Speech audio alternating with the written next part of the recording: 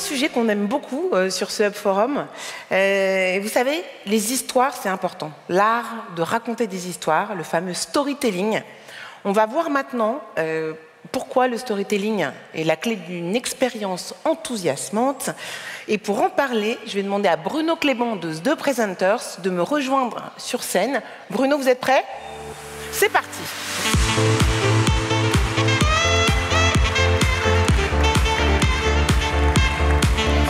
Le vert, toujours le vert. Merci. Alors, tu fais quoi dans la vie? Alors, je vais vous faire une confidence. Quand on me pose cette question, je suis toujours un peu embarrassé. Parce que quand je réponds que mon métier, c'est de faire du storytelling, bah, les gens, en fait, ils ne pensent pas à ça. Ils pensent plutôt à ça. Bah ouais. Storytelling, littéralement, en français, ça veut dire raconter des histoires. Et quand quelqu'un vous dit « tu me racontes des histoires », a priori, ce n'est pas forcément un compliment. Alors, pour autant, n'en déplaise aux éventuels détracteurs du storytelling qui sont peut-être dans la salle, le storytelling, ce n'est pas un truc qui a été inventé par des marketeurs des années 50 pour nous influencer et nous inciter à boire des boissons plus sucrées. Non, le storytelling, c'est juste le moyen le plus universel que l'être humain ait trouvé pour communiquer. Et finalement, en fait, les histoires, elles sont partout. Depuis les grottes de Lascaux jusque nos conversations. On est d'accord. Quand on est avec un ami ou une amie, on se partage des anecdotes, on ne se fait pas des présentations PowerPoint. Elles sont évidemment dans notre culture. La grande histoire de France n'est que la somme de toutes les petites histoires qui, mis bout à bout, forment en fait les nations, les cultures auxquelles nous adhérons. Elles sont évidemment dans nos loisirs. Le succès des plateformes de type Netflix en est un parfait exemple. On est tous accros aux histoires, et puis elles sont même dans nos achats. Cet exemple est totalement éloquent. L'histoire est presque plus importante que le produit. On n'achète pas du lait, on achète le lait qui rémunère au juste prix son producteur. Ça, c'est du storytelling. Donc vous l'avez compris, les histoires, elles sont absolument partout, partout, partout, partout. Sauf dans un endroit qu'on connaît bien et que vous fréquentez tous les jours, l'entreprise. Alors en entreprise, on ne se raconte pas des histoires, non, on se fait des exposés, on est sérieux et finalement, c'est totalement contre-productif. Et notre métier chez The Presenters, en fait, c'est de vous aider à reconquérir le réflexe narratif. Ce réflexe narratif, c'est le réflexe qu'on a tous quand on a envie de partager un truc absolument génial qui nous est arrivé ce week-end. Et pourquoi, finalement, vous ne metteriez pas ce réflexe narratif au service de vos stratégies? Ben, c'est ce qu'on fait. Le conseil en stratégie narrative, c'est ça. C'est comprendre la complexité des stratégies des entreprises et de les traduire dans un narratif efficace et pertinent pour rendre vos idées et vos projets désirables.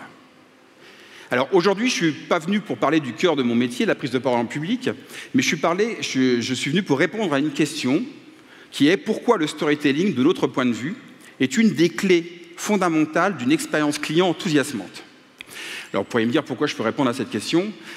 Tout simplement parce qu'on a la chance de travailler depuis que le cabinet existe, à savoir 9 ans, avec des grands noms du retail, en particulier ADO et Leroy Merlin, pour ne citer qu'eux.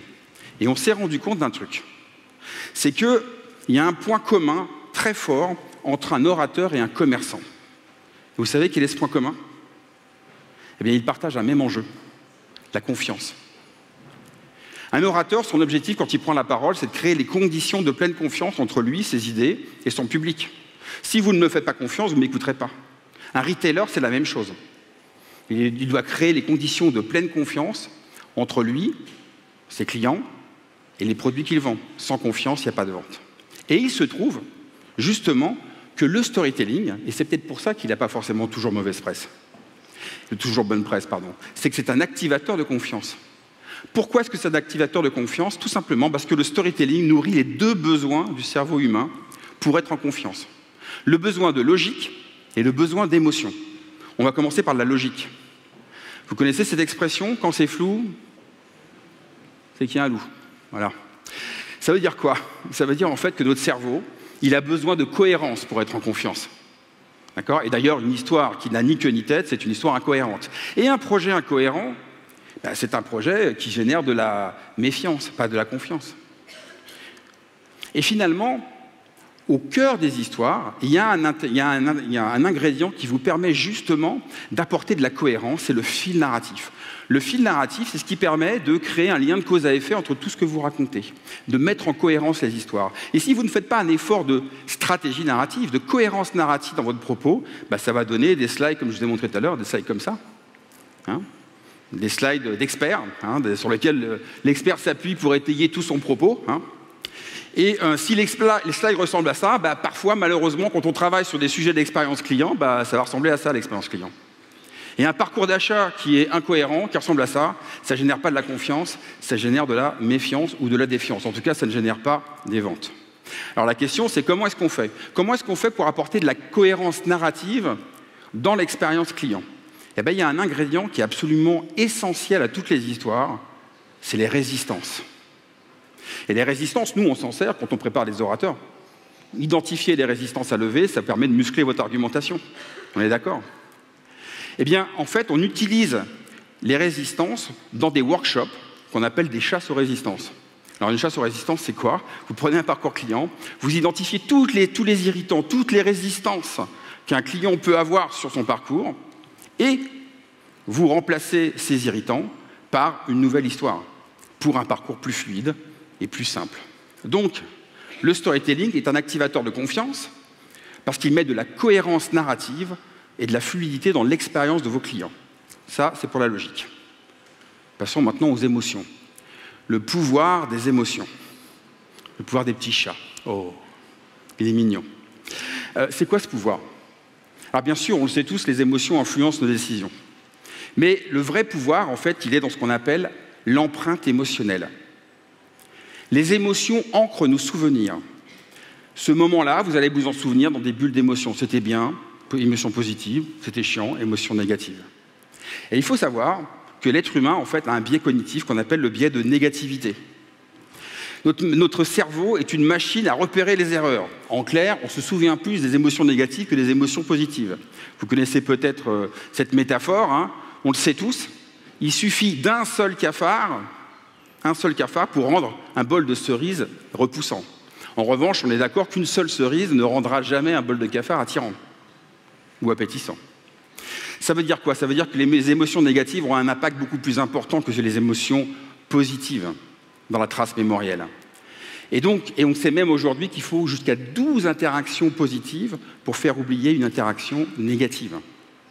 Donc le storytelling, mettre du storytelling dans votre expérience client, c'est mettre de l'émotion positive dans le parcours d'achat, quel que soit son parcours, qu'il soit omnicanal ou dans le monde réel. Par exemple, je vous donne 2 exemples. On s'est tous retrouvés dans une page 404. Bon, a priori, c'est plutôt une émotion négative. On cherche quelque chose, on trouve sur quelque chose sur une page d'enfant, ça ne marche pas. Mettre du storytelling, c'est remplacer cette page neutre par ça. Cul-de-sac. Voilà, ça me fait sourire. D'un irritant, je le transforme en un sourire. Et on me simplifie la vie de mon parcours, tout simplement, en me permettant de revenir à la boutique. Autre exemple, en bout de chaîne, lorsque je reçois un colis, ce moment-là, il peut te charger émotionnellement. Récemment, j'ai commandé un nouveau bracelet pour mon Apple Watch. Quand j'ai ouvert le paquet, j'ai vu ça. J'avais même pas touché le produit. Même pas touché le produit. Enfin arrivé, je ne suis pas prêt de vous quitter. Donc le storytelling, c'est mettre de l'émotion positive dans l'expérience de vos clients. Alors comment faire? Tout comme les chasses aux résistances, on fait des ateliers qu'on appelle des ateliers de story design. Le story design, c'est quoi? En fait, on prend tous les moments clés d'un parcours client. Et là, on était avec Direct Assurance, par exemple. Et on va identifier ces moments clés, qui peuvent être le courrier de garantie, le message « je ne suis pas un robot », la réception d'un sinistre, qui ne sont pas forcément des émotions très positives.